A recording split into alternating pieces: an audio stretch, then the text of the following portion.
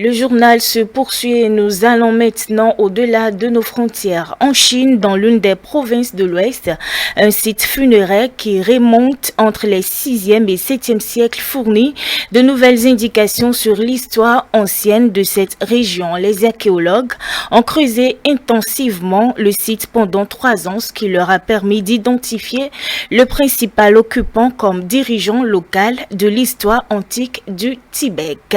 Plus de précisions dans ce reportage de nos confrères de la CCTV+.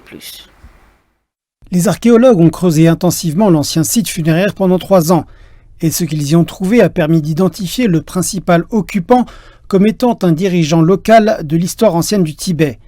Ils avaient découvert un indice crucial sur son identité l'année dernière alors que l'excavation touchait à sa fin. Il s'agit d'un sceau en argent qui porte une inscription dans l'ancienne langue tibétaine. Han Jianhua, un archéologue de l'Académie chinoise des sciences sociales, explique que les experts avaient pris plusieurs facteurs en compte lorsqu'ils ont procédé à l'identification et à la datation de la construction de la tombe.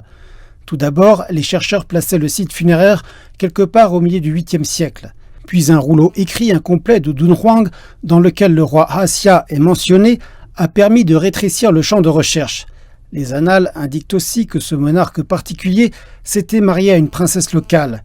Et l'âge des restes humains dans la chambre funéraire indique qu'il pourrait appartenir au fils du couple royal. Le sceau indique que son propriétaire est le neveu du seigneur qui régnait sur le Tibet il y a environ 1300 ans.